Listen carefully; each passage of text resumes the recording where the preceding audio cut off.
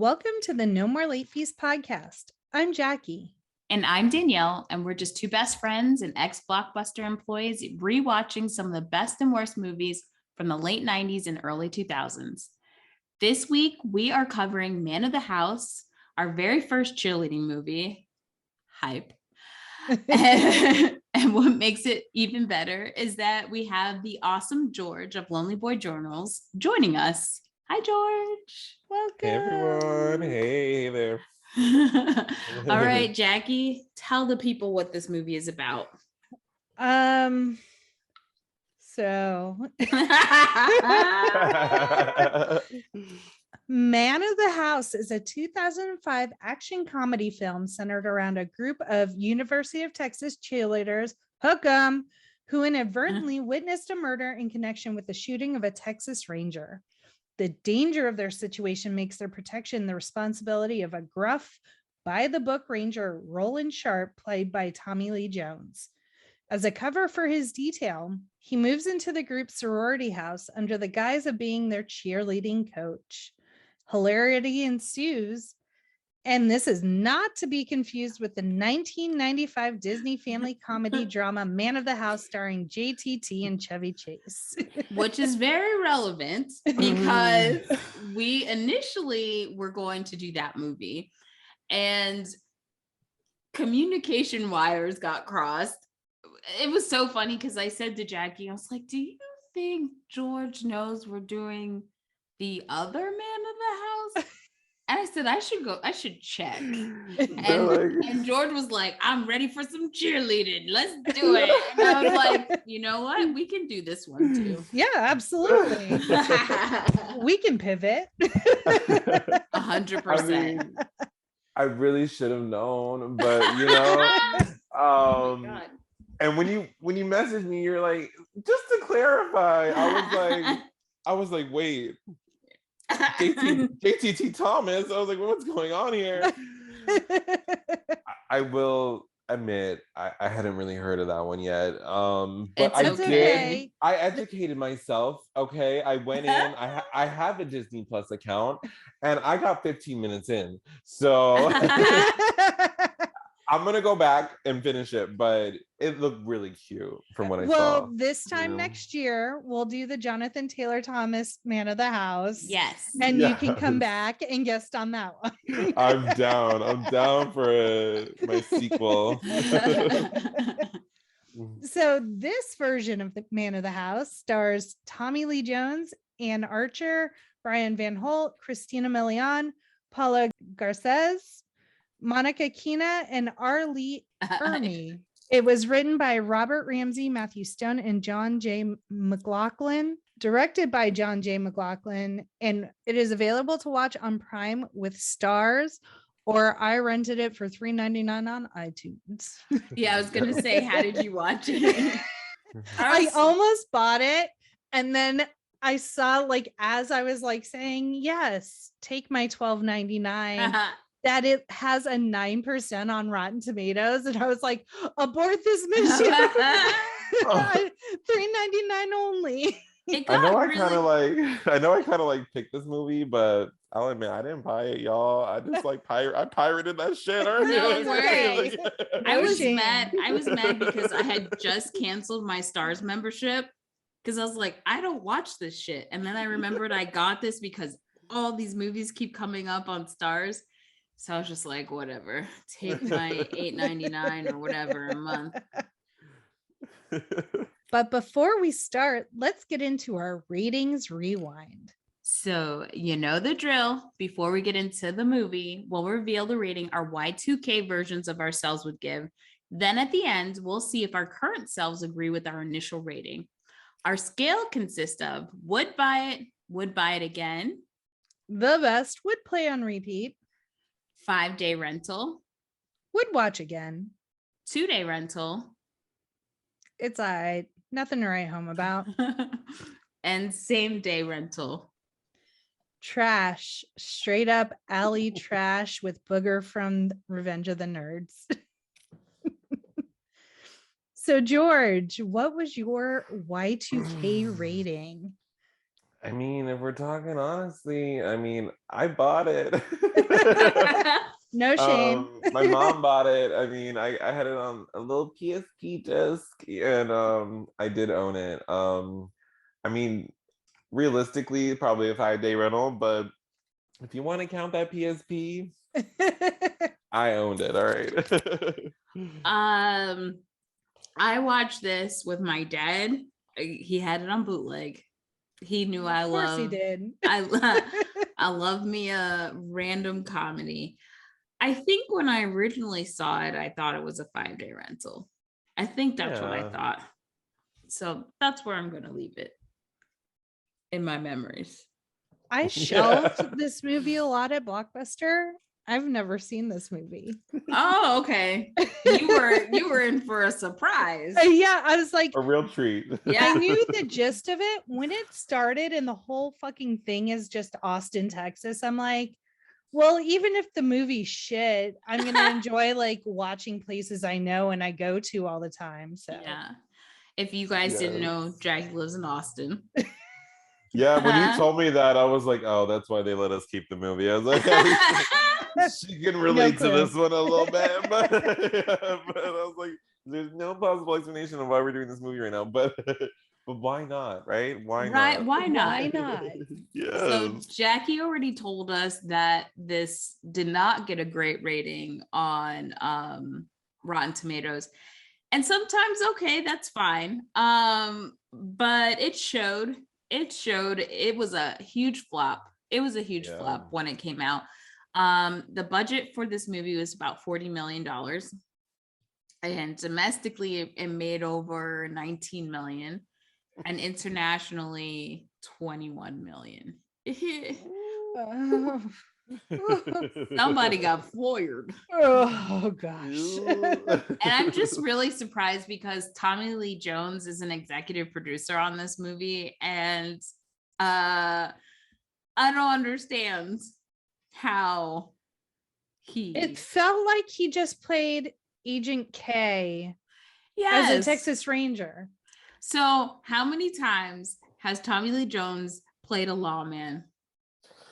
And a lawman who's trying to be funny. Yeah. I mean? Like, so he was in The Fugitive. He was in U.S. Marshals. He was in this movie. He played in Men in Black 1, 2. Is there a 3? There's a 3. I don't think he was in it. 1 and 2. I think he is, but like it's a cameo because isn't it Josh Brolin who is in the third one? And then the 4th one was Chris Hemsworth. Yeah, so I think he's in the 3rd one. Oh, I stopped counting with my fingers, so I have no idea where I am. About 4 or 5 in right now. Was he in a movie with Ashley Judd at some point? Because I don't know why I see that as well. Was it Along Came a Spider? Maybe. I mean, is it Double Jeopardy? I am. Oh, Double Jeopardy. It was Double Jeopardy. Oh, well, let me look up and see. I was Googling how far from Austin to Eagle Pass, so I have that information for later. He's in Double Jeopardy, and I have a feeling his ass was a lawman in that movie. Probably. Had to have been. That's a lot of movies. He's typecast. Literally, like they only want him in a uniform. That's it. Yeah. But he was a colonel in Captain America. Oh, that's right. Yeah, Tommy. But I feel like he did it to himself. Yeah, he was an executive producer. Yeah, so originally when they bought the film as first of all, the meat and potatoes of our movie trivia facts for this movie were very light. Danielle had to do extra research. I was watching extra features on YouTube like a crackhead trying There's like 2 videos. Yeah, 2 videos on YouTube, and it's from the DVD. Okay. Yeah. So there's like I was listening, trying to get some extra factoids, and I was making up my own. I was like, oh, I see these things, put those together. I was like, let me do my research for this, and I was like, I'm done. Yeah, it was research. I think it has to be the lightest out of like factoids out of all the movies we've done so far. But yeah, they originally bought the movie, and so Roland Sharp, his character, Tommy Lee Jones' character, was supposed to be an FBI agent working in Virginia. But after he reviewed the script, he was like, "Yeah, let's do it in Texas." And he took the like producers and the director or whatever, and the writers. He took them. They did a whole Texas tour, not just Austin, the entire state of Texas. And I think Tommy just wanted to go shoot, eat, drink, whatever on the dime of some studio, I guess. I don't know. Well, I mean, he used his own pistol in the movie. Literally refused to use a prop gun. I mean, if it doesn't get more Tommy Lee than that, I don't know what it is. But so to set the tone, to start us off, the movie starts off with Tommy Lee Jones and his partner going into a church. Can I interject real fast? The very first shot of the movie is how every fucking movie set in Texas starts, with a shot of wide open sky, road, and LaGrange playing. Okay. Like, it is always LaGrange by ZZ Tops, because LaGrange happens to be in Texas. Yes. Tragic. I have not noticed that, but now I will never forget it. Yes. So carry on. We're in a church. Yeah. And okay, so there's so many things about this movie that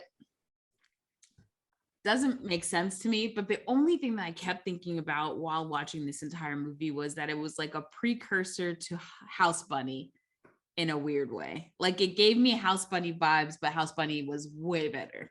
Right. No, yeah. House Bunny was made a lot better. The plot was definitely better, but I could see the parallels a little bit. Yeah. Just a few.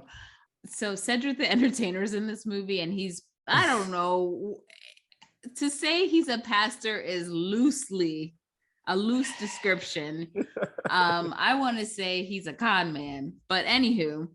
Right. Well, he went from like prison to pastor, so he's not very versed on the book. Yeah, he didn't. That man did not say one scripture in this movie. He was reciting song lyrics to like Al Green, all sorts of stuff. It was hilarious. And the church didn't seem to mind, but that is also some of the experiences I've had in gospel churches at times, where you spend a good 90% of the time singing.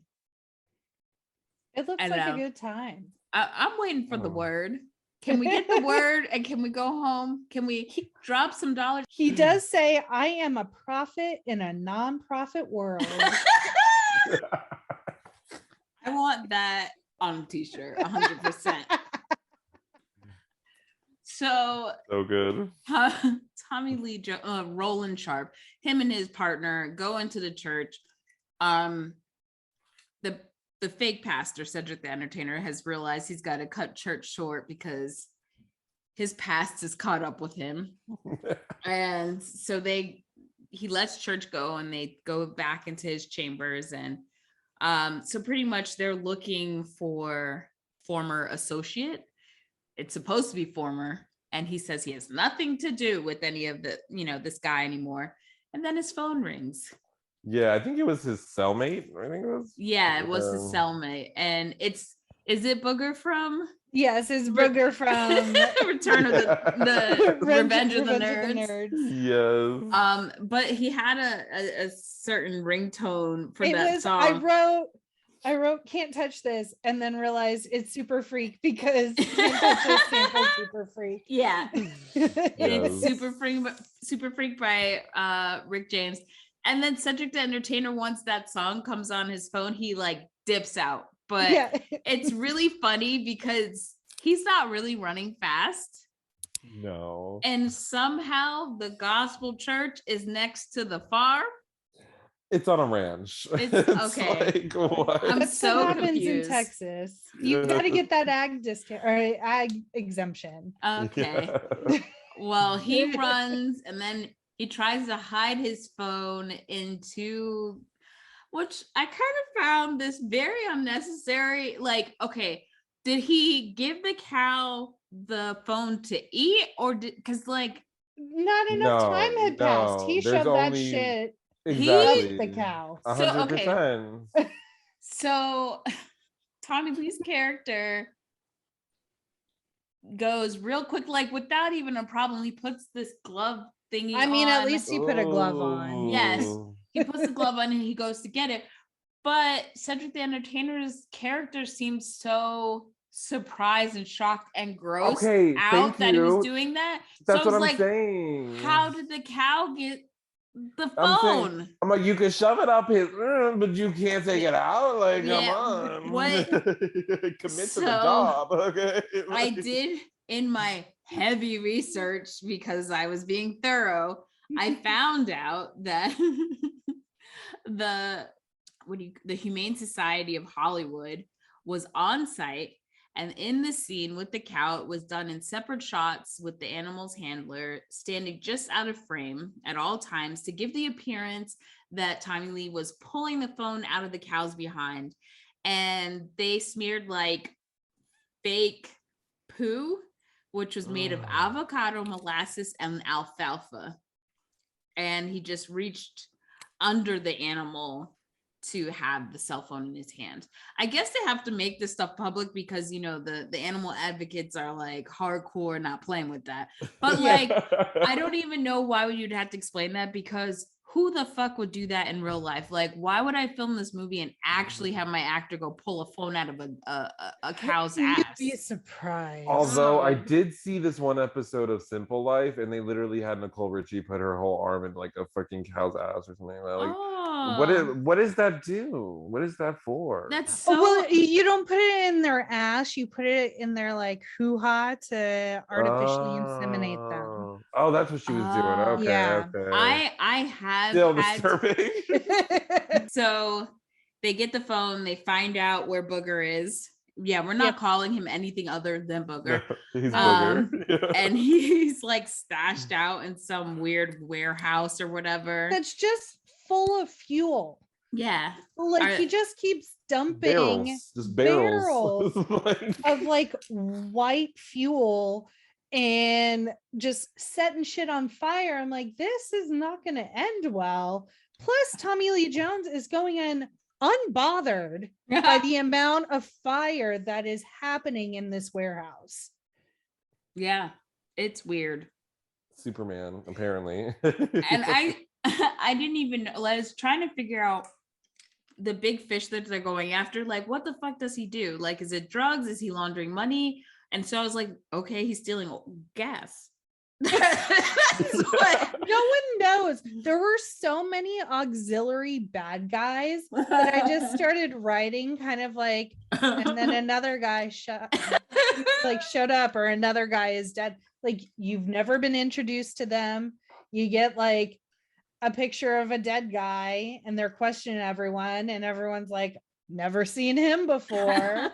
And then they move on. Like, it's so fucking bizarre. So it goes, okay, so the gateway bad guy is Cedric the Entertainer's character, who's like bad guy gone good, kind of. He's like he's reformed. He's the CI, he's the snitch. Yeah. And then the next step, okay, so here, and the next step is Booger. And so Booger gets shakedown at the warehouse, and they're about to arrest him. Has a key. Yes, he has. That's his job. Yeah, he has the key. Booger does the dirty work. Yeah, literally, he's got gasoline everywhere. Yeah. And they try to throw him in the back of a cop car, and a sniper shooting. So here's the new bad guy. Yeah, and that's not even the baddest guy. It's not. We're not even at the top. So the sniper guy who's trying to kill Booger from snitching is now shooting at them. And he also inadvertently shoots Roland's partner, who is this badass Texas Ranger, female Texas Ranger. And I was like, yes, we're gonna get a badass Texas female ranger, and bitch is not even knocked out. She shot.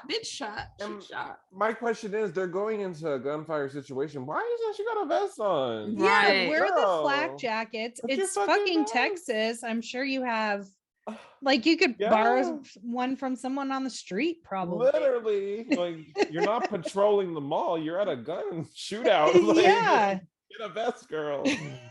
But we won't blame her. Booger, he takes off. He's out. Can I say something?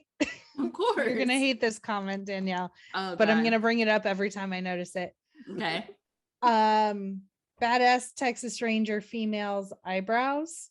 Did we notice them? I did not. Oh, they were drawn on. They were frowny faces. Pencil thin, girl. They were like, they were giving me 90s vibes. And they were like literally not just like filled in, but like thick penciled on, like tattooed on. Before the tattoo was a thing. Yes.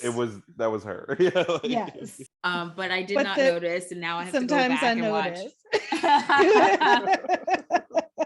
Okay, moving on. Sorry. So yeah, Booger, he books it. He does. Sniper Man is now chasing him in a car.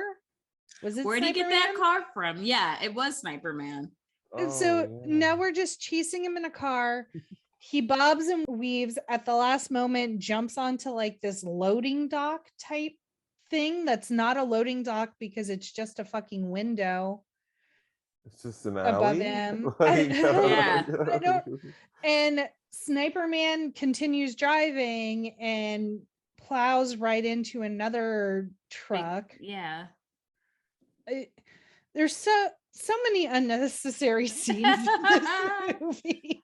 And the cheerleaders, so you get to a scene where the cheerleaders are at a bar, or it's like okay, so are we having a pep rally at the bar? I'm very confused as to what's happening in this scene. I don't know enough about like UT festivities. Right. I mean, there are a lot of bars near campus. And so maybe it was just like a little like rally that they went to before a game, but they were super hot from like entertaining the masses. Right. So they go in the bathroom to cool off. So the one girl climbs up on something to get to the tiny ass window. Yes. And then she's like, "Oh, everyone, come look at this gentleman." She's like, I think it was so weird. Like, I think he got mugged. Yeah. He's just sitting there. He's tanning. He's just tanning. Look at him tan. Like, what? Why did everyone have to go look at this? It was such a random thing. Oh my God. And then she's like giving a whole monologue or a narration, sorry, of what's happening step by step. And then another person comes up. The third level bad guy, the shooter, and apparently shoots him or something. So he did. So he shoots him and also shoots another Texas Ranger, Zane, who was there. And so Tommy Lee Jones happens upon them. All the girls scream and freak the fuck out. They run.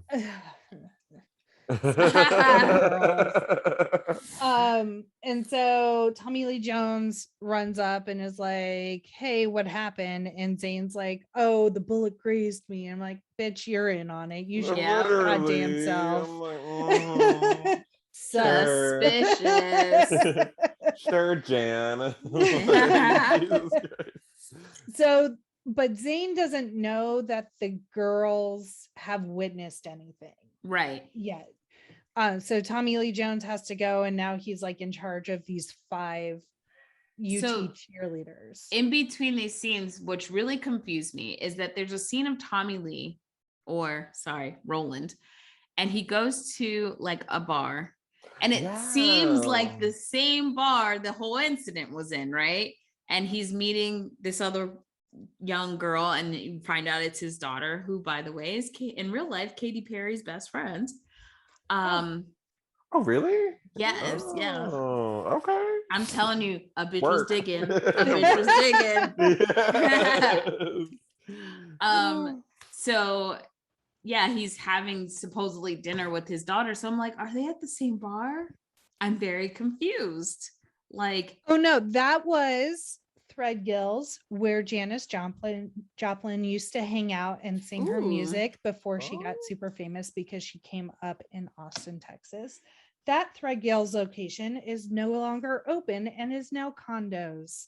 R.I.P. Austin. They couldn't have made that like what do you call it? Like a historic site.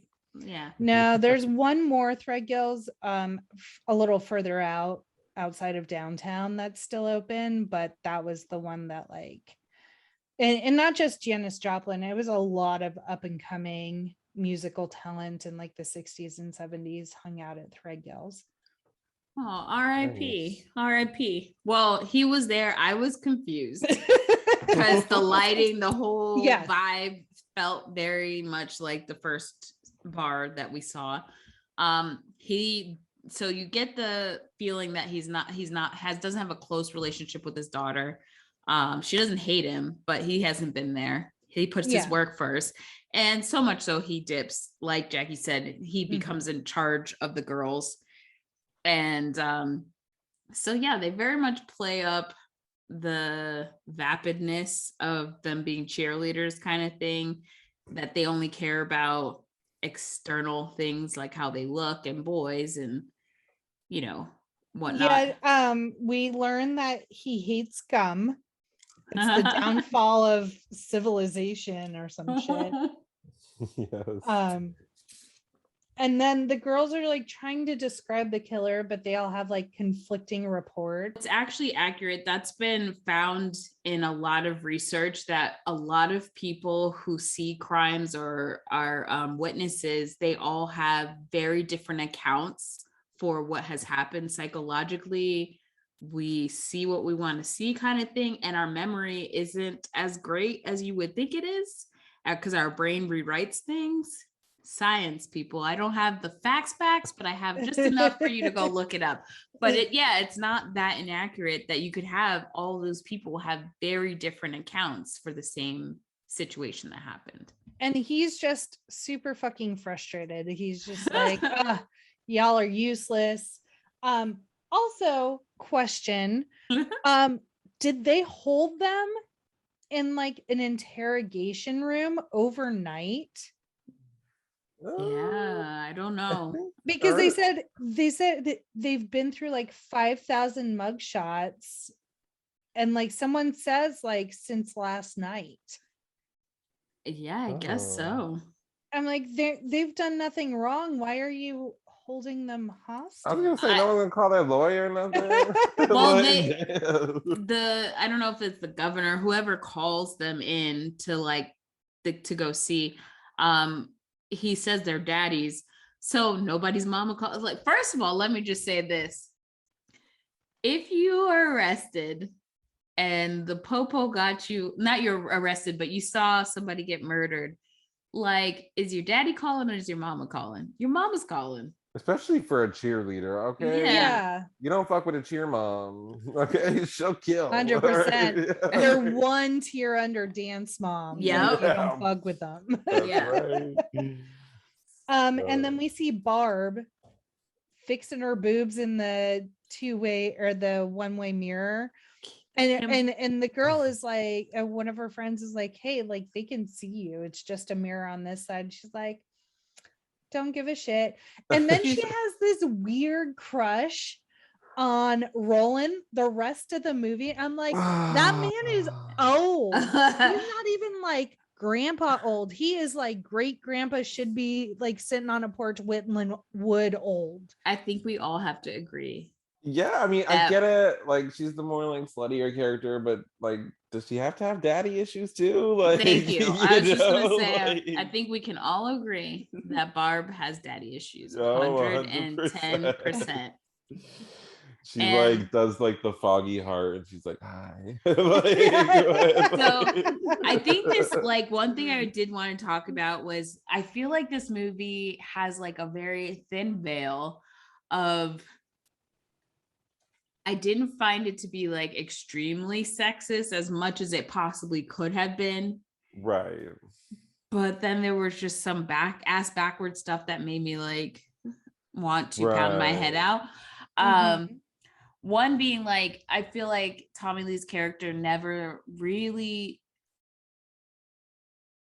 overtly sexualized the girls in any way. But like, why do you have to keep telling them to put on clothes? I mean, they were wearing midriff. They weren't in panties or anything like that. They were wearing shorts and a sports bra or whatever. And he kept on telling them that they had to put on clothes. And I just felt like, why do they need to change their environment because you're there? You're making it sexual. They're not doing anything sexual. They're not wearing like lingerie. They're except for maybe Barb. Yeah, well, Barb is a separate, but like there's like this whole discussion that they have to like wear clothes and he's very bothered by it. There's a whole subplot of this. And I feel like for me growing up, that was always like a thing.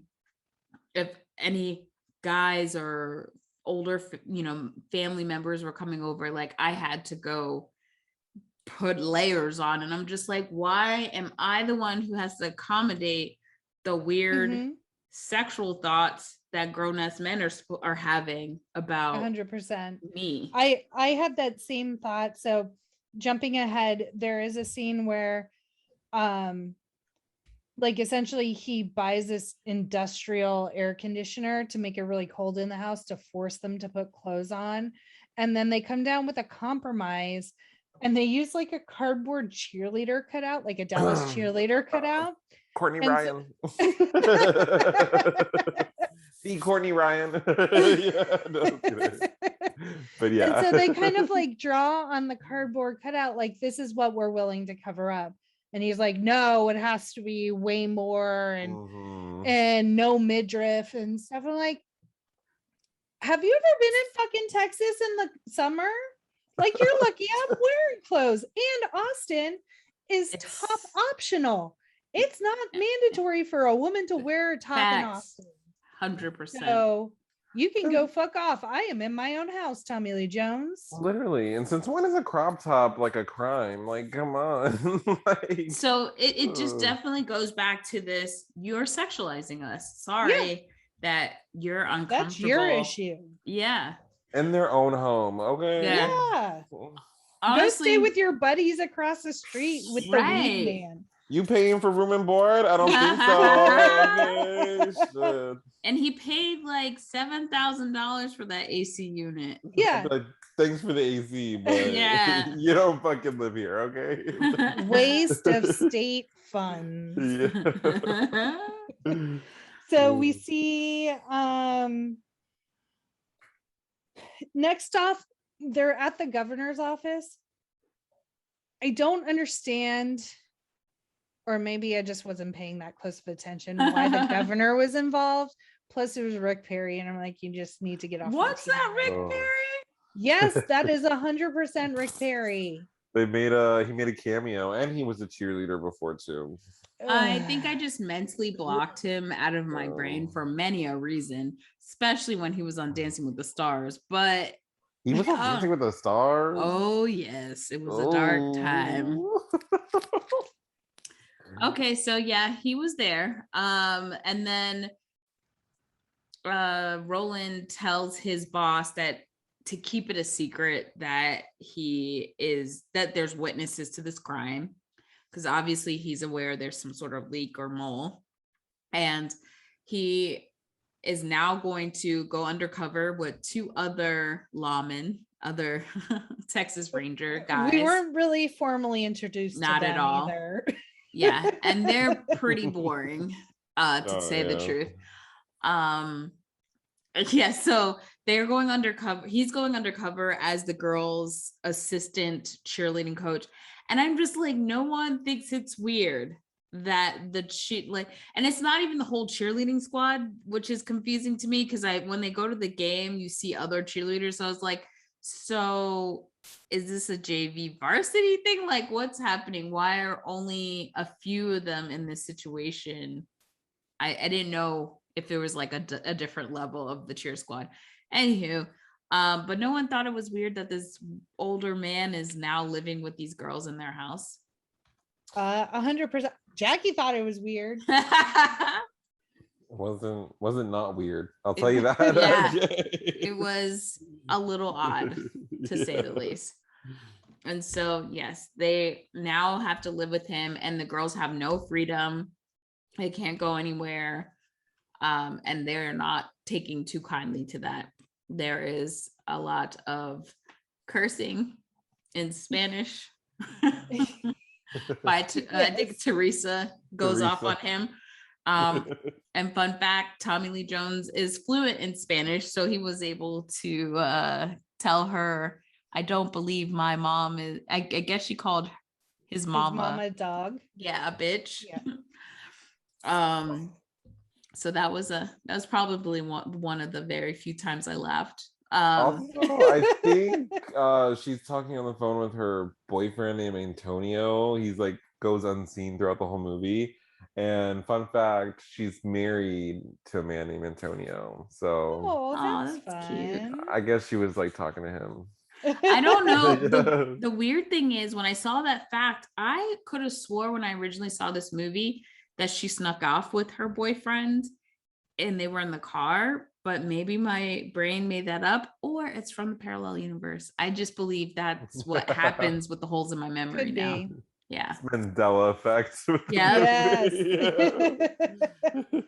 What I also go ahead. No. Yes, so they all have to live together in their little sorority house, and Tommy Lee Jones is staying with them, and then the other cops are like staying in a frat house across the street with the weed man that they get arrested. Homeboy's just trying to live in his life. He's just trying to make a living. I like how they're like closing the door on him and he's like trying to look at like around like to see what they have going on. It's like he definitely knew they were narcs. Yeah. And they have like this like 9-passenger van, big van that they've been carting the girls around. And Tommy Lee Jones is a stickler for safety, so he makes them all buckle up. And Teresa sticks her tongue out at him. Like, that's something like a 4th grader does. That's not something a college cheerleader does. She would flip him off. Like, literally. Yeah. But as we saw earlier, there were 3 men that wrote this movie. But yes. I'm not going to hate on them, because as sexist, as misogynistic as this movie could have been, it was not. So it wasn't. It has its moments. And it had like diverse casting. Like it wasn't a completely white movie set in Texas. I wanted to say Christina Milian's character really brought it home for like the diversity and the being an outspoken woman or whatnot, and thank God for her character. Yeah. The Heather character was confusing to me. I think she's like the native Texan, I suppose. That accent didn't sound I mean, I don't know if the actress is really from Texas or not. She sounded, but her accent could have been East Texas, like way up near like Texarkana, just that real thick, getting into kind of like Arkansas, Oklahoma region. I couldn't figure out her character either, because it was like she didn't want to be a cheerleader, but she was a cheerleader. She's a reformed like bad girl. Like it was just really confusing. She's beautiful. Like I could not take my eyes off of her, but she does. J Love acts with her eyes. This girl acts with her lips. Yeah. Her lips, yes. Her very name, Angelina. Yes. The actress's name is Vanessa Ferlito. She is born and raised in Brooklyn, New York. She's an Italian American. So yeah, this accent. So that was a Brooklyn Texan accent. Yes. Yeah, Brooklyn Texan. She's like, just shoot her sharp. You'd be doing her a favor. Yeah. I'm like, all right, girl. Like, it was that's who she sounded like. She sounded like Eureka, who is a drag queen on Eureka! RuPaul's Drag Race. They have the same accent. Literally Eureka. Like, oh my god. That's so funny. I just was I might as well have gotten a paycheck for being her acting coach to help her with her dialect. That sounds like a stereotypical Texan accent. Oh yeah. Well, when you're trying to have one, which is so weird. Well, I guess she could have just been in Austin to go to school, because Austin is such a melting pot. We really don't have accents in this region. Yeah. You're coming from other areas of Texas. Well, okay. Well, off the beaten path as usual. I wrote after that, there's more shooting. I don't remember. What? When they... Oh, I think it's when the bad guy is talking to the other bad guy. I think they finally reveal that there's FBI a fourth agent, level. Yes. So the fourth level bad guy was finally revealed, and he shoots the third level. Yeah, and the fourth level bad guy is Zane, the Texas Ranger. No, he's an FBI agent, I think, or something. He's not. No, yeah, he's an FBI agent. Yeah, he's not a Texas Ranger. Yeah. Yeah, and he's on the phone with like. Oh, that's right. The sixth, or like the main level. big guy, the main big guy, who the big fish. The whole point of the movie was to try to get him indicted. Yeah. And so Booger was the only like witness, the key witness. And so he got off the big fish. We see that there's like a clip of him getting out of the courthouse and be like, bye bitches.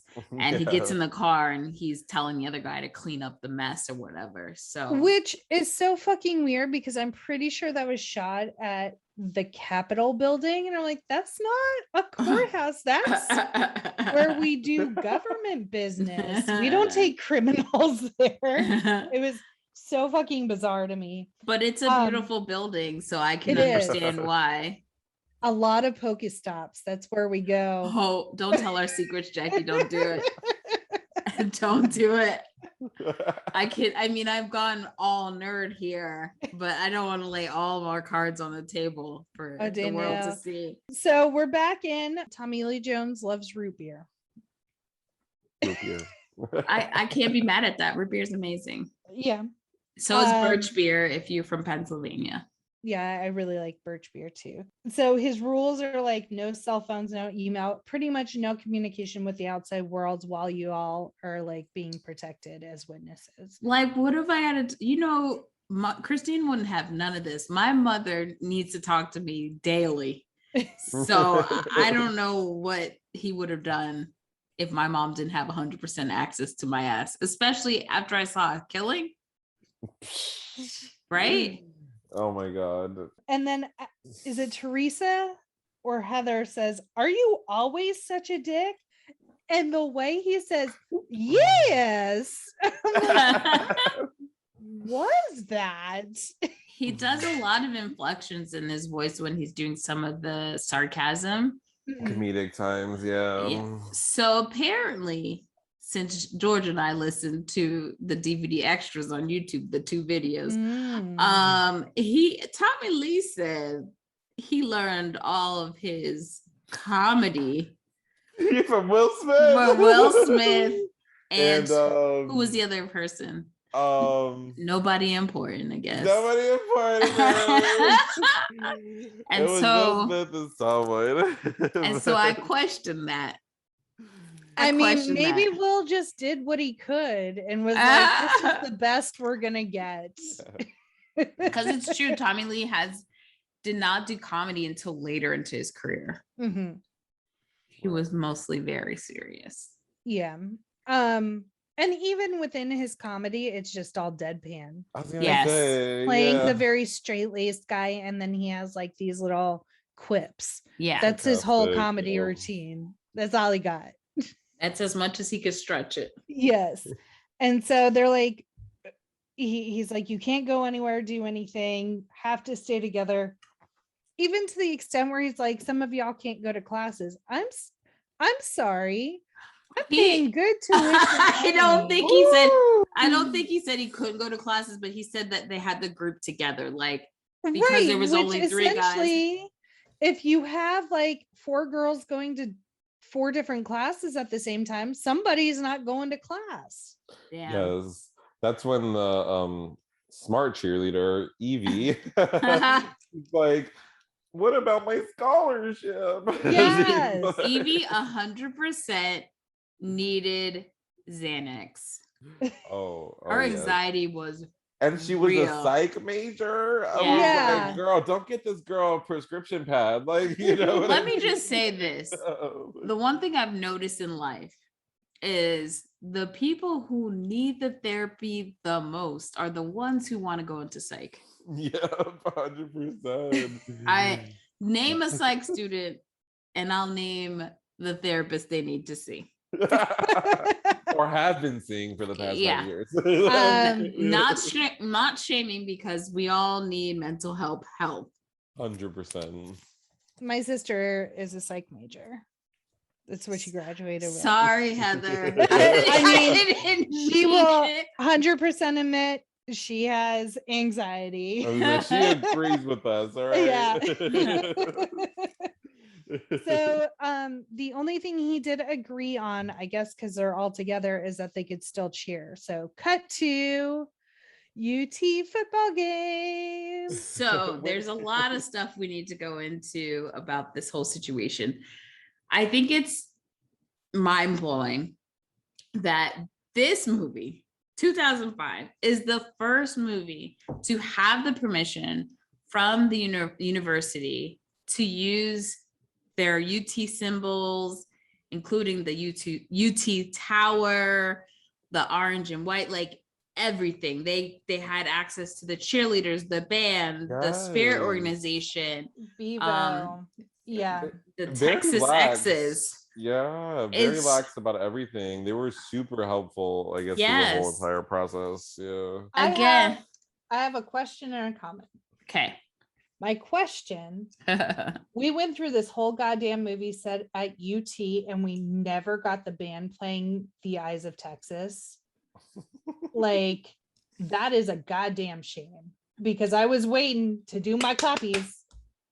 I was just like, this band whack. They ain't pop locking and dropping it like do. It was underwhelming because you didn't have The Eyes of Texas with the entire stadium screaming. Anyway, I digress. I was also kind of surprised, especially because there was a sniper in this movie, and the UT Tower was used by a sniper, I believe, in 1968, and there was like a mass shooting on campus. Oh, wow. By a sniper. Yeesh. So, like, I was like, I would have felt like they would have thought that was a little too close to home, or like take that element out of it. Go ahead, sorry. Well, I just like for the first movie to be allowed access to all of this at the University of Texas, to be kind of like a crime movie with murders and stuff, like, it was just very surprising to me. Yeah. I mean, it's like Christina dip it low, pick it up slow, Milian said, okay? If you're gonna stop us from cheerleading, you're gonna have to pry the pom-poms out of our cold, dead hands. So they had to go to the game. They had to. I was confused. Like, all I want to know is, I want a list of the other movies or the other productions that had approached the college to do a movie there that they said no to.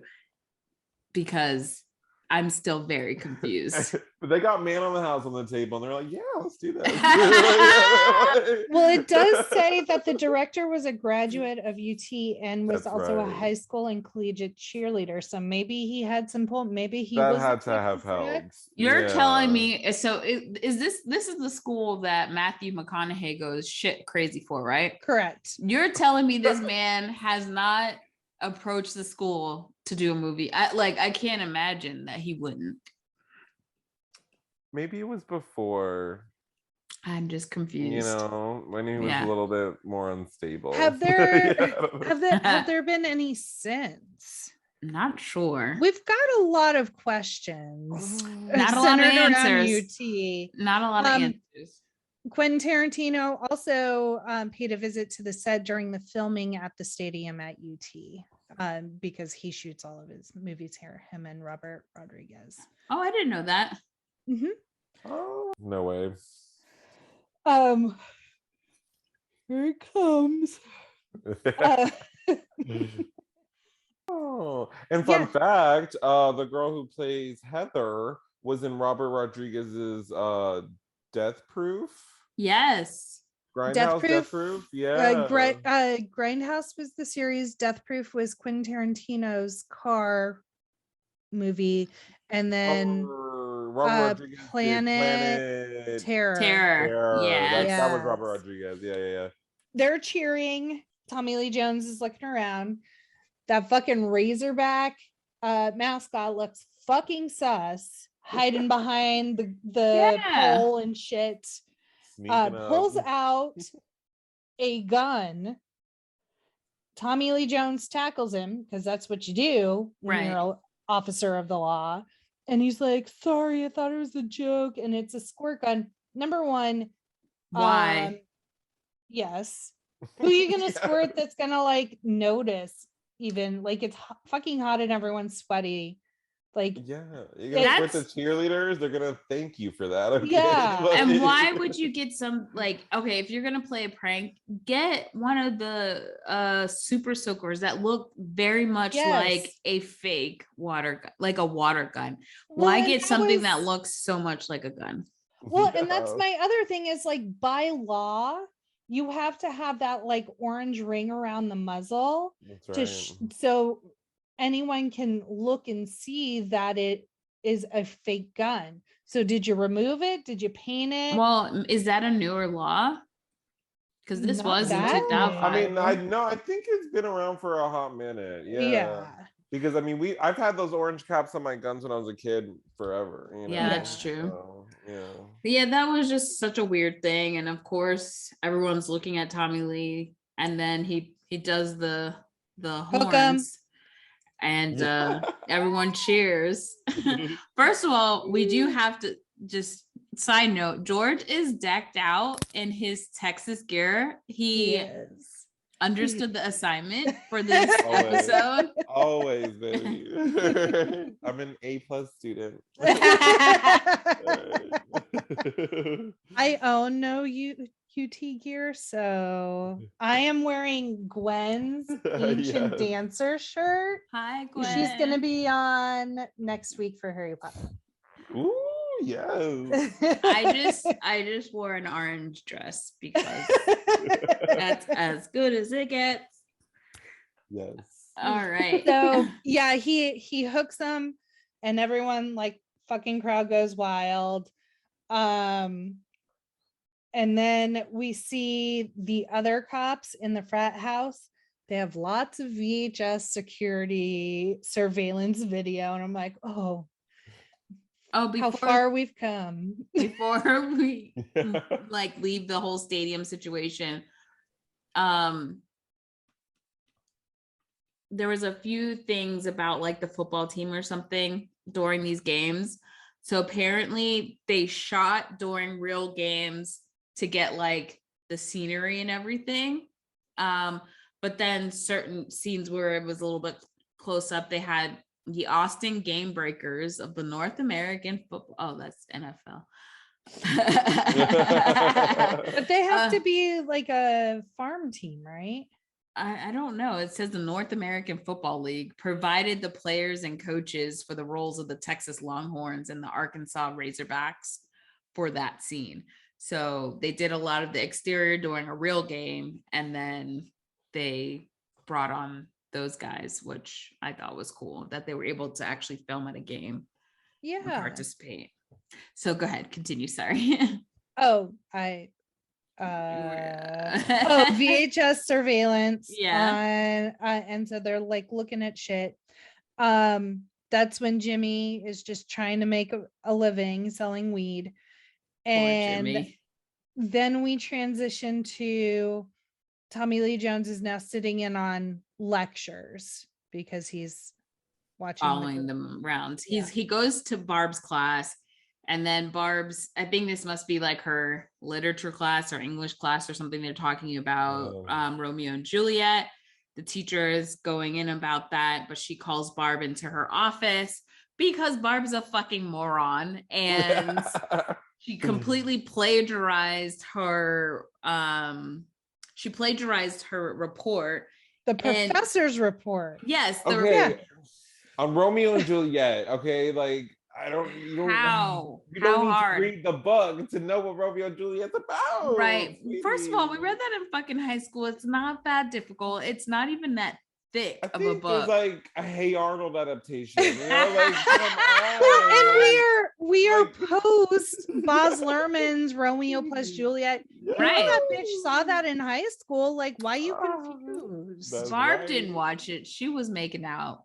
Yes, she was. Okay. She was like, and so she gets caught, and then the teacher calls her coach in to talk to him as well. And she's like, "What the fuck are you doing in my class? This shit is weird." Shit is weird. Of course, I'm paraphrasing, but that's the vibe she was giving, and pretty much saying, "This little bitch, this little thought here, she needs to fucking read the goddamn book."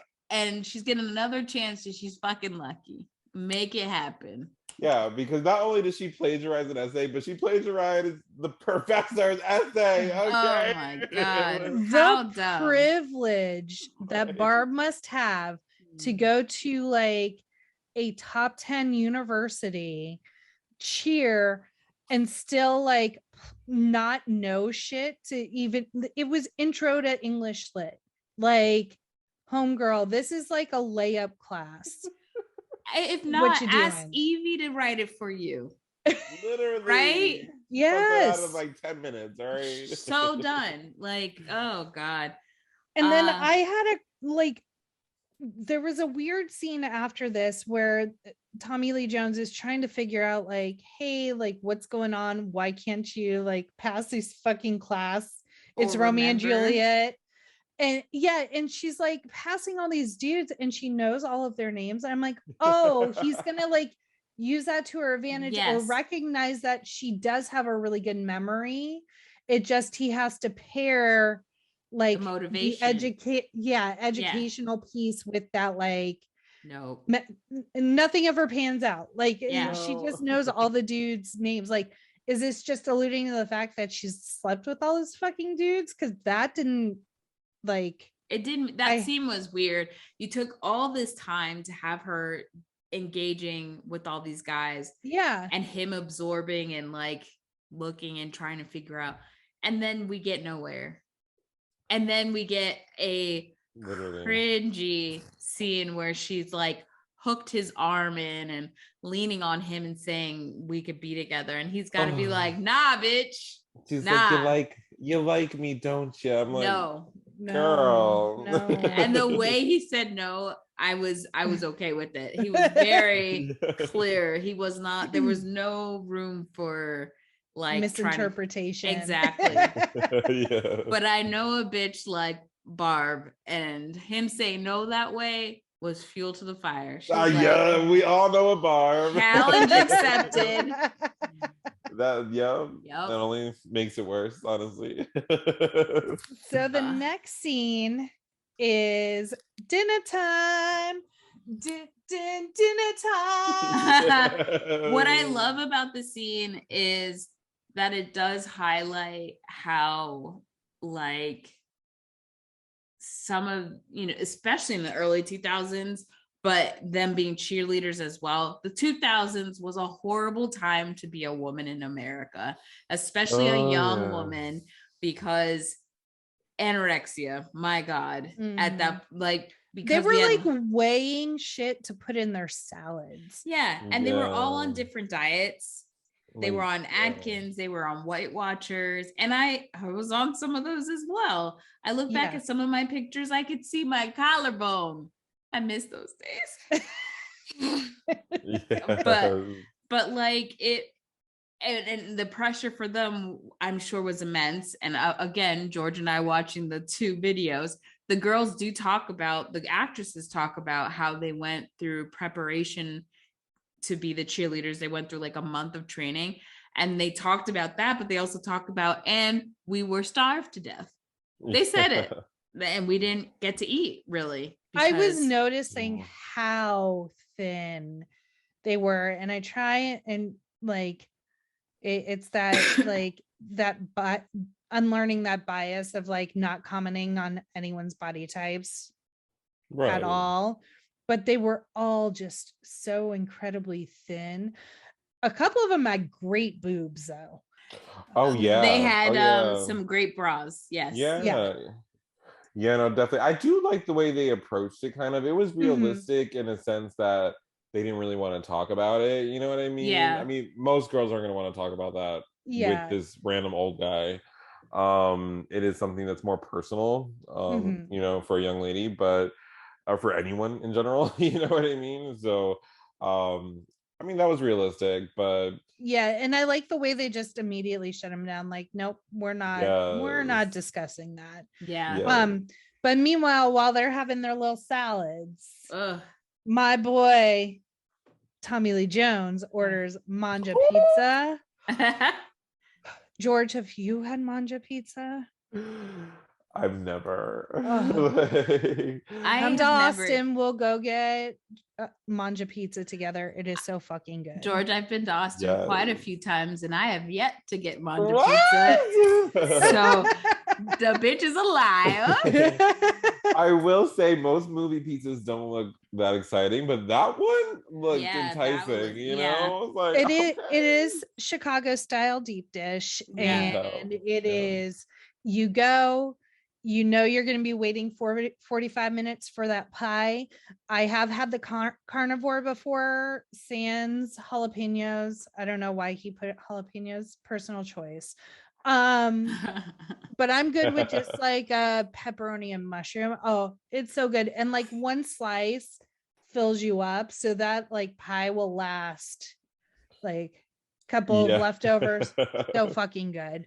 Which is why I chose it as my background. Yes. I don't know if I'll like it. I'm a New York girl. You are. Yeah. I like my New York pizza, and I know a few people from Chicago who want to tussle with me when we talk about hot dogs and pizza. To me, I went to Chicago. I went and had the pizza, and I said, it's a great casserole, really. Yeah.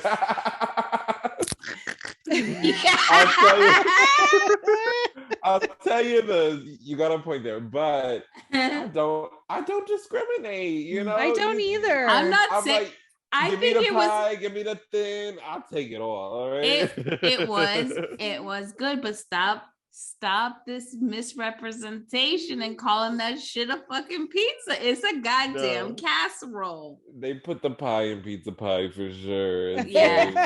You need a fork and knife that baby. 100%. He came out sharpening a fucking knife to cut. Butcher knives. I was like, what's happening? But it did look very good. I will say it looked very delicious. Danielle, when you come out, I will take you to manja, and you can hate it just like you hate everything I take you to. Okay, so here's the thing. My palate is a little bit, bougie. It's refined. It's bougie. So over the course of the years, the first few times I used to go to Austin, Jackie would be like, this place is great. And I'd be like, it's giving me cardboard. it's giving me not New York, but over the years she has progressively gotten better. But I do give her shit. Like if she says, "Oh, this place is amazing," I say, "We'll see." She's like, is this fresh caught or farm raised? She hated Chewies. I'm like, who fucking hates? I didn't. Okay. You hated Chewies. I don't hate Chewies because I don't want to get rid of our advertising opportunity. I didn't hate Chewies. I just know that when I went to LA and I went to a food truck, that food was amazing. And then you get Chewies Tex-Mex. It's there's a time and there's a place. I guess I'm just like, it's okay, it's all right. But I think you have difficulty separating in your mind that there can be different versions of good food in the same realm. I don't think that's how that works, Jackie. That's why there's levels to this.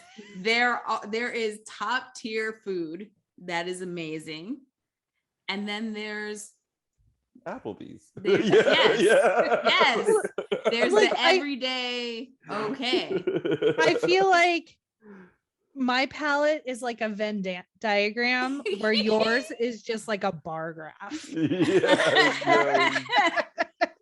Look, my palette has experienced a lot of amazing food. So I think just even living in New York for as long as I did really fucked things up, because even when I came back to Florida, I was just like, I can't. No, the food game is not. I can't live this way.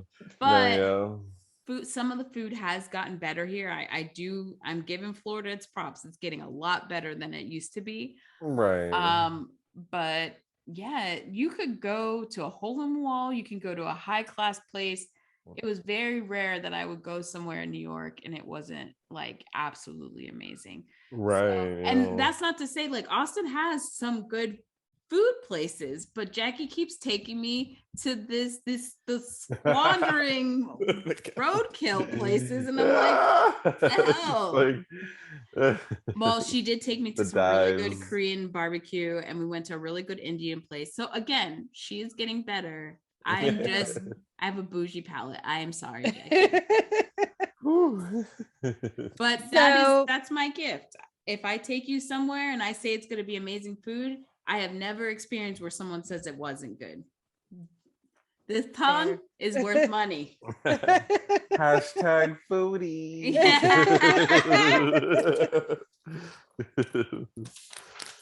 All right, where were we? So Teresa is lamenting that without her phone, she is nothing. She is worthless. Oh God, dramatic. And then they start talking to Tommy Lee Jones about his daughter and like giving advice on like what to do, what not to do when talking to her and stuff. So they're trying to be helpful. So you see that he's starting to bridge, like make connections with the girls and not just be this staunch, like, I'm here to protect you and that's it type thing. He's becoming like their den father. Yes, exactly. Barb continues to hit on him. But then he goes into the restroom the next morning and the delicates are being hung to dry and he has had it. It's just underwear, just move them. I have a question. Okay, I did grow up with a sister and a mother, but like, do women really hang a lot of their like undergarments? Like some of my underwear, some of my like cotton underwear, I could throw it into the washing machine. I don't give a shit. But like there are some undergarments that I pay a good amount of money or that have very different material. Right. I have to I hang to dry. Like, and growing up, I was also taught to actually wash my underwear in the shower with me. Yeah. Even as a boy, like we had to do chores and laundry, and my mother said, "Don't you dare put a bra in the dryer." Okay. Yeah. Like, so I knew that one. All right. So it just depends, I guess. Yeah, I guess. Yeah. I wear MeUndies and you cannot dry them. You have to hang them to dry. And so that's my MeUndies plug for today. Where take care of them our... and they will take care of you. Yeah. One day, Danielle. One day. I'm putting it out there. You're right. We are gonna have a MeUndies sponsorship. And we're going to look back on these episodes and say, we manifested that shit. Yeah. So he's like, from now on, this is going to be 100% masculine bathroom. Like, what does that mean? You're going to get a urinal? Like, what the fuck? Like, they're just living their fucking life. And there's 5 fucking girls trying to hang their garments to dry. They have to do it somewhere. Yeah. It's not like they left their period panties out. Yeah. Like, give us a break, man. And I do like later on that I thought it was weird, but mainly because there's like, how many of them? Let me count. 5 bitches. And one of them got their period, and you're all out of tampons and shit. Ain't no way. Ain't no way. So he had to go shopping, and he did it. He did it. He threw every single fucking tie. Like that cart was full of pads and tampons. Like, does he think we're having bullet wounds? Like, I know we call it a crime scene, but Jesus. He didn't want to fuck it up. He also complains about their music, and they call it vagina music? Question mark. Music. I didn't even know what the music was most of the time. It's like a punk girl song, like I don't know. Just something mid-aughts, like just very generic music. I did love that they had that like pink. I know that was like a Sony CD player, and I was like, the times we had, the times. This is when the FBI agent Zane asks to speak with the witnesses, and the head of the Texas Rangers is like, nah, peace out, homie. Well, and he's kind of just like, I don't know what you're talking about, but even if there were witnesses, like he tries to play it off like, oh, like there aren't even witnesses. That should have been suspicious in the first place, because if the chain of command that like, I haven't told anybody, really, why does this dude know? Yeah. I would have been very suspicious of him. I would have gone to his supervisor and say, how does he know this? Very sus. And also like, I know if you're an FBI agent, fine. But like, do you have no one to report to? This dude was out in these streets like, yippee-ki-yay, motherfucker, I do what I want. Yes. That was real suspect, all of it. And then like, this is when you see that like Tommy Lee Jones just orders manja every night, and then the girls are like kind of loosening up, and they steal his pizza, and they run upstairs, and they eat it all before he can get up there. They down a whole deep dish in 2 minutes. Yes. Like what? I would have beat their ass. Yeah. And the meaty pizza that they're eating was made with all vegetarian meats. That's right. So sad. Gross. I would be pissed. I'm sorry to any vegetarians out there, but if you're gonna get a carnivore, you get a carnivore. Yeah, literally. If not, you just get like a veggie supreme. Yeah. I mean, I would definitely try it to see if it'd be good, but I don't know. I don't know what else. So like the way that this movie is in my head now is all over the place. And I think it's just Zane is now gotten a subpoena. He what? He went to see the daughter now? No, Zane's trying to get a subpoena to see the witnesses now. Oh, okay. So yeah, he's looking all over the place to try to get his in. And I think this is when the girls stage a walkout boycott. They're over this shit. They're all dressed up to the nines, and he's like, "Where the fuck are you going?" They've got oats to plow. They got oats to sow. And then Teresa like is the first one to charge the fuck out, and like, and he fucks her over. He gets her handcuffed to the chair. She's again cursing in Spanish. Pendejo. And they're all tied up on, like, he at the end, it's like he's hog tied all of them at this point. Yeah, literally all to the stairs. They're all like tied to the railing. And for the 50th time, Christina Milian's character, Anne, I think is her name, has said, "I'm cheerleader captain, and you can't do this to us. You need to watch me, bitch. Yeah, you need to find somewhere that we can go and have fun, and you can watch us now, because I'm cheerleading captain." So where do we go? The roller skating ring. We do. So somehow he has it all closed down, so it's just them, and it looks like an ice skating rink. It does. Yeah. It wasn't until I was pulling some of the facts that I had to go back and say, oh shit, they were, because all the other girls were wearing roller skates, but one of the girls was wearing roller blades. And that would have been me 100%. I ain't no skater, baby. I'm a blader. All right, I'm a blader. I grew up on the blades. I had my white pink lace up 4-wheel Barbie-like classics. Yeah. I was going up and down my driveway like a dumbass. Yeah.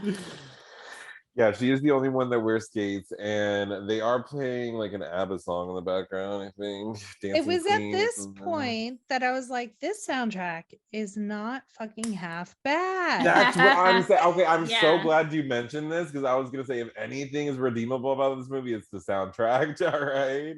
We had CCR, we had CNC Music Factory. Yes. We had... we'll bring up that one later. Yes. Yes. You already know the facts. Yes. Like, it was actually a really good, we had LaGrange at the beginning of it. Like, it was solid, pretty solid soundtrack. And now after the roller skating rink, this is when I started calling Zane Suit Man, because I didn't know his name for a long time. So I just have Suit Man visits Emma. And so he is kind of caught up to Tommy Lee Jones's daughter. And he's like conned her pretty much that he's helping his dad on the case, and he's there to protect her. Mm-hmm. Tommy Lee actually calls that house. Well, I think before that actually happens, they go to their thing, like the Hex. They have to do the Hex event. Correct. Which is a real actual University of Texas tradition, which is enacted before an annual Thanksgiving game against Texas A&M University. The Texas A&M Aggies had their own pregame tradition, the bonfire, but after a combination of factors caused a collapse in 1999 and killed 12 students, the tradition is no longer university sponsored. It is, however, still organized by the student body and done off campus. So they reenacted that whole scene. And then it's after this scene that they realize, because the girls still don't think anyone's coming after them. Tommy Lee Jones's character sees that there's a bomb under this van. And so he gets all the girls out. One girl, I think it's Teresa, gets stuck. He cuts her out. And the van blows up. And after this scene, when they're back in the house, that's when he gets a call. But I think we also skipped the scene about... We did. We skipped 2 main scenes. Yeah, yes. I think that went further a little bit. Yeah. Yeah. So we go back to Cedric the Entertainer's church with the cheerleaders, and I literally wrote, are we gonna have a cheer off in this church? Because Cedric is dressed in his UT uniform because he was a cheerleader. Percy Pirouette Jackson is in. He was like, you don't recognize me? You don't know me? The streets still ain't talking about me.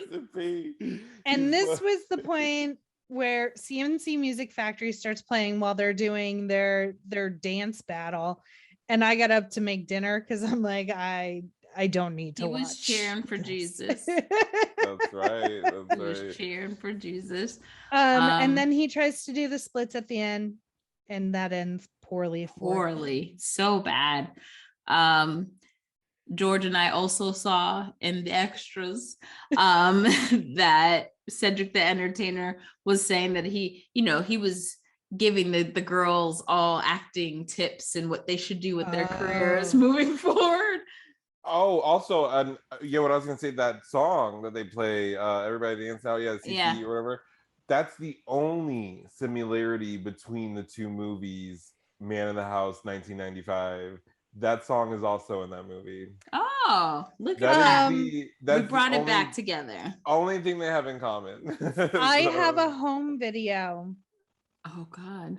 Of us doing the dance from the other Man of the House to CNC Music Factory. Yes.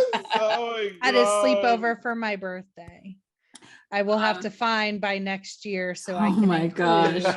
Is it you and Johnny and Heather, or is it you and your friends? It's me and Katie Couch and Wendy and a bunch of the late middle school, early high school. Oh, okay. Yeah. Well, yes, that's your assignment. You have to find that. So yes, we have the cheer off. Why do we even go and see this guy in the first place? Because they are trying to figure out if he knows the dead guy. So they get the picture of the dead guy and they're like, do you know this dude? Just another because fucking and they get a name. It's Jack Carter. The fourth level guy had shot him to get rid of him, and they found the body. Right. And then after this scene is when he has to go to the grocery store for tampons and pads, runs into Professor. Very forward professor. Yeah. She's like, get it. And at first he's like, nah, thanks. And then he kind of gets into it a little bit. He helps her with her key and her groceries. And then all of a sudden he's fucking cooking dinner for her. His 6-alarm chili. I can't remember. 5-alarm chili. 5-alarm chili. And then the girls, of course, you can't have one of these kind of movies without a makeover, baby. Which wasn't really much of a makeover. No, he comes out of the makeover looking exactly the same. Yeah. But they threw all the things. Yes. And Barb is she is muy sad that he has a date. There's a word for sad in Spanish, Jack. I don't know much Spanish. I do what I can, okay? All right. No judgment. And then we find out that she's a beauty school dropout. Oh, wow. Graduation day. For you. And so they need her help in the montage of making him over, which is they trimmed up his nose and ear hair and did a detoxing mask. Threw a few cucumbers on his eyes and called it a day. I love how they said, one of them said you've got craters the size of the moon or something like that. And Tommy Lee Jones does have crater face. Yeah. No, literally though. And so then they also do, and while the montage is going, it's Right Said Fred, I'm Too Sexy. Which I loved. I was like, I was very into it. That is one of my favorite songs. And because he has all this surveillance shit, they put a little camera in the dining room that so they can watch him, and then he puts his earpiece in so they can give him like tips and advice on his day. Why? You're grown. You've been married. You've been in the Poonan before. Like, you don't need a bunch of like 18-year-old, 19, I don't know, maybe 20. I don't know how old they were to give you advice on how to get it in. Clearly, this teacher is wide open and ready. You know? Yes. Yeah. 100%. So we find out he drinks root beer because he stopped drinking a while ago. And then she says he gives her flowers. She came to his house and was like, I'm gonna go put these in flowers, and I guess just makes herself at home in the kitchen. Like, does she go do that? I thought he went. Oh, I thought he went into the kitchen to open the wine. No, she goes, I'm gonna go put these in water, and like goes into the kitchen. I'm like, oh well, make yourself at home, lady. Oh, I don't know. I missed that. And then they put on music, and so of course Willie Nelson, holla. I love that song they played too.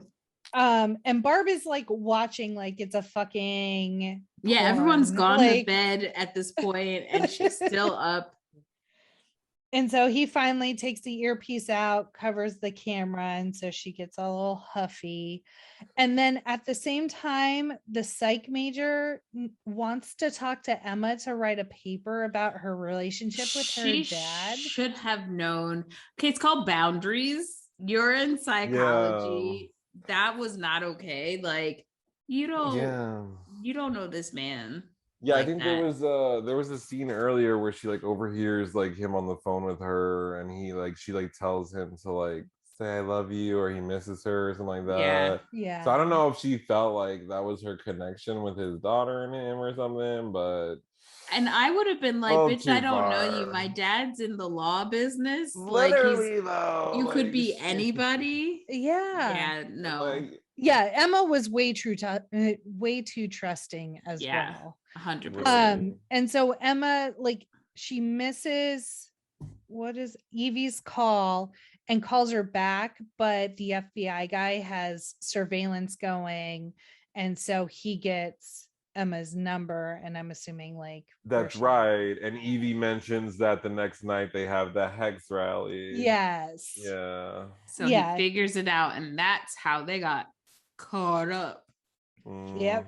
And now praise the Lord and pass the ammunition. Right. So fast forward, because I already told you this whole part, and now we're back at the house after they almost got blown up, and then they realize that he bad guy level 5 has the daughter Emma. And so Zane wants the key and money. Where did the money come from? Yeah, I'm still trying to figure out what crime was committed in the first place. Still don't know. I think the key opens whatever to get the money bag. But then he still wanted the key. I don't know. I was confused. So Zane wants the key and the money and to meet at Eagle Pass. I Googled where Eagle Pass is because I have never heard of it before. I don't frequent the border. Apparently it's 3.5 miles away, or not 3.5 miles away, 3.5 hours away from Austin. Oh, so quite a drive to go meet him. And I guess Zane's point was he wants to get that shit and walk over the border and like disappear into the night. And apparently that wasn't even the real Eagle Pass, nor did it look like it at all. Apparently, like, completely different. Just made it up. Yes. They're like, this land looks good. Let's set it up. Like, put a drawbridge. And so he gets there. Zane instructs Tommy Lee Jones to like put the duffel bag and the key and his gun and the car keys and all that shit in like right outside the car, and then handcuff himself to the steering wheel. And they're right behind a bus that is seemingly headed into Mexico, and he looks up and he sees Barb. Like, hey, we're here. Like, she's dressed like the in a most traditional stereotypical sombrero, it's like, bad. And a poncho. It's cringe. They got Christina Milian and like a handkerchief, like, and then like... Teresa looks like she's wearing a what is it called? The cover. Yes. Yeah. And I'm just like, what looks are we going for here, peeps? It was all over the fucking place. Yeah. So most of the girls are on the bus, but Heather. Yeah, Heather has her. She stays behind a hot wire in the car. Yes. And he's like, how the fuck do you know how to do this? She's like, oh, in juvie. And we're like, oh, well, Heather has a backstory. She got a pass. Yes. I want a movie on Heather and her weird accent and her hot wiring cars as a juvenile. Yes. I think she would make a good Charlie's Angel, right? Yes. Like, yeah. 100%. I can see that. So the girls have gone to help him. And so Zane gets on the bus with Emma and his duffel bag full of cash. And so they have like this whole plan where for some reason, Teresa has to be the pregnant Hispanic lady. Spanish lady who doesn't want to have her baby in Mexico. She wants to have her baby in the US. Yes. And so they're like, and Evie's starting to have a panic attack. So they kind of cover that with like, oh, she's just helping her friend who's in labor breathe. Right. And so they're like scooting out. Evie grabs the duffel bag because they're the diversion correct while they get Emma out through the like emergency exit. Let me tell you, if I was Emma, I'd have been like, bitch, I ain't got no upper body strength. You want me to do what? You better be like stunting me. And why go through the top and above when there's always that back hatchet? I think, well, I mean, that bus was pretty run down, so I don't know if the alarm would still sound, but typically there's like a sound when you open the back hatch. Or maybe that's something that's just told to students to scare the shit out of them of never opening that back maybe door. I don't know. So yeah, so that's the other thing. This bus is the equivalent of like an old school bus. That's what it was like. Just to give you guys a visual. It's almost like a jailhouse bus. Yes. You know? Even better. Yes, 100%. So yeah, the girls get out. And I love this part because they get, so the three of them are on the roof of the bus. And the two girls are like, it's just like dismounting or something, some cheerleading shit. And those buses are high. I would have broken ankle jumping off that shit. So the two of them jump off. And if I were Emma, I would have been confused and say, oh, I'm jumping too. Like, but Emma stayed. And then they're like, jump into us. It's just like the pyramid. I'm like, what the fuck's happening? I'm not a cheerleader. She's like, I'm a math major. Yeah. And so she has to jump and the girls catch her. And then the dude realizes all the fuck shit's happening. And he's like, fuck it. I'm just taking the money and running across the border. Yeah, like no one's gonna see me. He hijacks the bus, tells everyone to get off, hijacks the bus. Tommy Lee Jones is now chasing him in a Volkswagen Beetle convertible, trying to catch up with him. Something happens, the bus flips. Zane's now like crawling out, still got his duffel bag. Man's on a mission. Yeah. And like he really thinks they're just gonna let him through. Like, oh, let's just check your bags real quick. You'll go through. Yeah. Like, meanwhile, the policia is like lined up, ready guns to shoot pointed, that bitch. gates down. Like, you're not welcome here, bitch. There's nowhere to go. Like, and the weird thing is, while they were filming this like whole chase scene, because Tommy Lee is now in the bug, like pulling up, and they're shooting at it. I was just like, this makes no sense. Apparently, a real bus ended up rolling over a camera and crushing it. That's where some of the budget went. Yeah, definitely. Definitely where the budget went. 100%. That And guy then- was fired. Yeah. And then Zane is like still trying to make it Yep. through against all odds. And Tommy Lee Jones like pretty much just shoots his thumb off or something. Yeah. Oh, because they have a conversation earlier in the Yeah. movie about why can't you just shoot it out of his hand? And he's like, it's impossible. Guess not for Tommy Lee Jones. Because he's a bad bitch. Well, he was actually surprised. He was like, oh, damn. Yeah, he's like, I did that shit. He's Yeah, like, all right. So needless to say, Zane is captured. The girls have helped save the day. Fast forward 6 months later. That was fucking quick. Yeah. Tommy Lee Jones is getting married to Molly the Professor. Look, when you get to that age, and I She love locked it down. Okay. you don't got time for this shit. We fucking old. Literally. You want to lock down this for the rest of your life? Let's do it. She was like, oh, you're not fucking any of these cheerleaders? I bet. All right. So date 1, date 2, we're getting married. Like, yes. Yep. There's no time like the present. And the 5 girls are the bridesmaids, and then Emma is, I don't know, like a junior. I don't know, because she's on his side and the other girls are on the she's his best side. Man. That's all. Yeah. And she's like, I guess Emma's not, because she's the math major, she's not used to dressing up and stuff. So she's like, I look like a freak show. And he says, well, you're the prettiest freak show I ever saw. And I'm like, this is what's cringe. I think the part where she said, I think I'm going to quit going to Vassar and I'm going to be a cheerleader. It would have been nice if he said, you know what? I could think of worse things. Yeah. Like him showing a lesson that he learned that these girls are not just these vapid things. Yeah. But the trope is still there. Yeah, we learned nothing. Yeah. I'm better than these girls. I was like, damn it. We were doing so well. They just needed one woman on the writing team. That's it. Yeah. Just one. In a lot of the movies we do, we just need one woman on the writing team a lot of the fucking time. Literally though.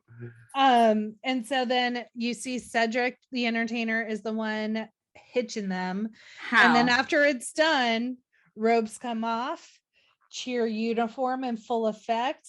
And homeboy does flippies down the aisle. And does not stick the landing. He does not. No. I just want to know, why are you letting your CI marry you? No. There's no answers. All right, so we did it. We made it. We did done it. This is Man of the House 2005, which could have also been called Cheer Up. Apparently that's what it was called the whole entire time they were filming. And again, the special I don't know, the DVD extras that you could see when they're filming it, everything says Cheer Up. So I don't know what made them change it, because especially because there was already a movie called Man of the House. Right. And when I looked up Man of the House, it actually was in theaters. So it's not like it was. Usually the rule is when you're naming these movies, they don't usually name them the same thing if the movies both came out in the movie theater. Sometimes a movie that was made for TV, they'll name it a theatrical thing. But I'm just very confused the amount of names that you could have come up with.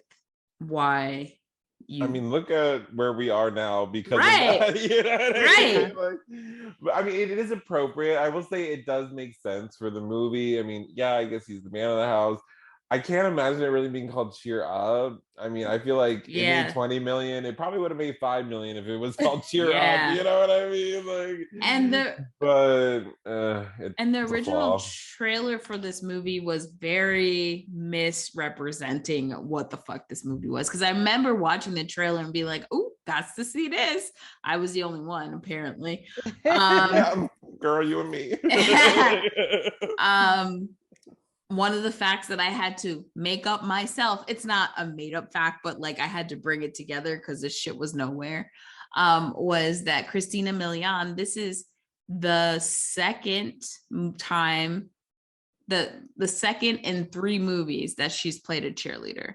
And in the interview that the girls had, the cast had, they all said they didn't have previous cheerleading experience. And I said, hold up, Christina, you were in Love Don't Cost a Thing in 2003 playing a cheerleader. So what you mean you don't have Maybe she just shook her pom-poms. Well, she did a lot of dancing. Okay. So it was like a dance team, but called it cheer. Right.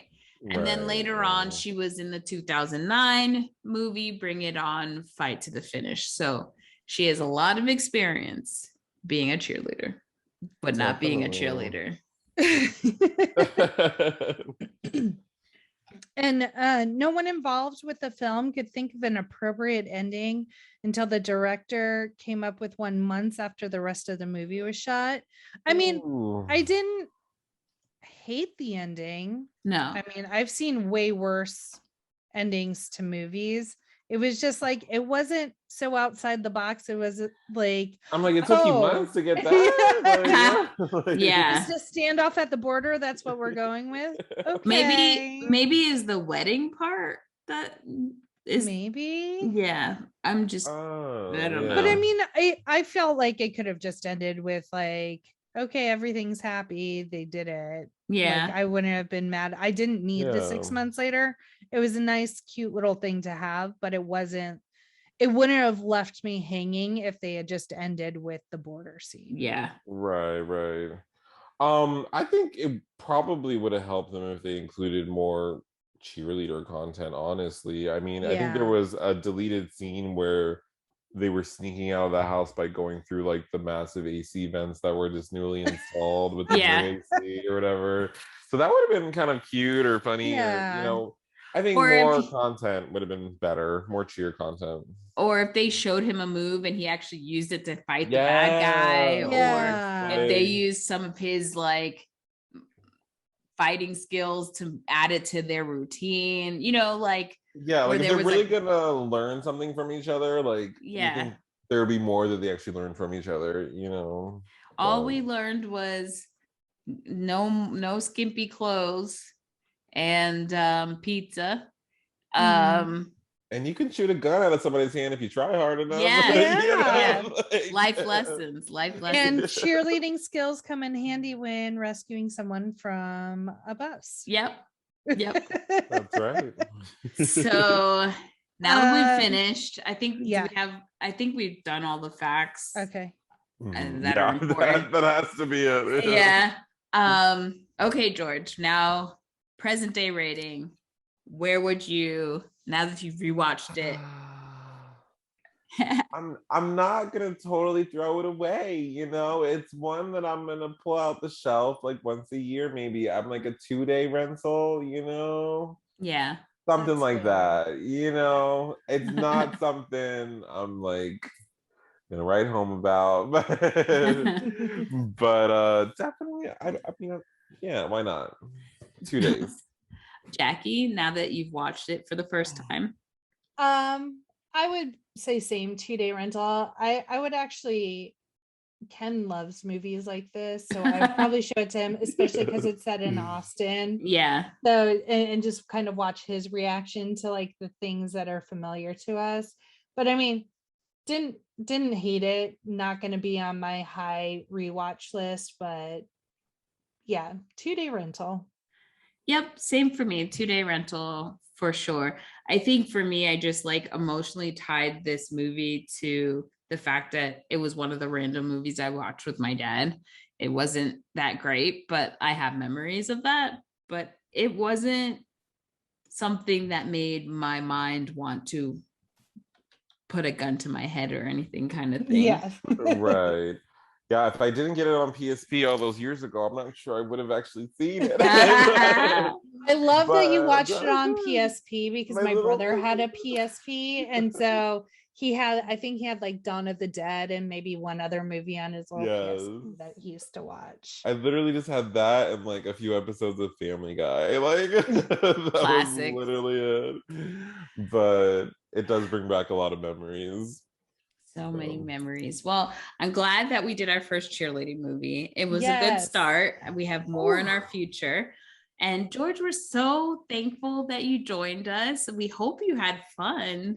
Oh, it was an honor to be here. I'm such a big fan of the podcast. Thank you.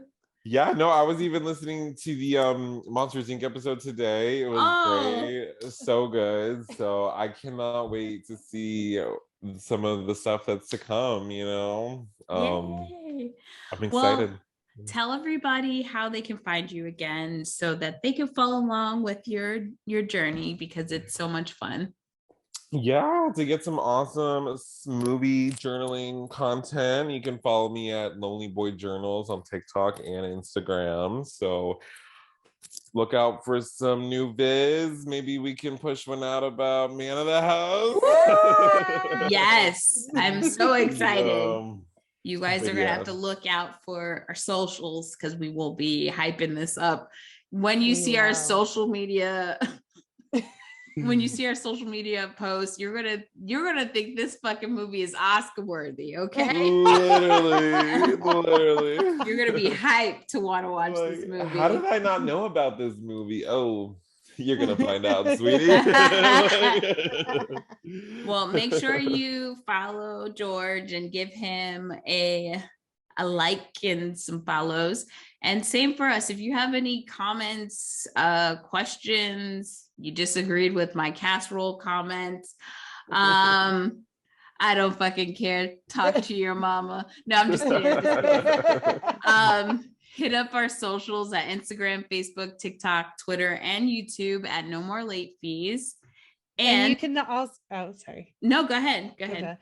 And you can also call us at the Quick Drop 909-601 and MLF 909-601-6653. We actually have a hot take from Simone from Roll Call Podcast. We love her so much. Love you, Simone.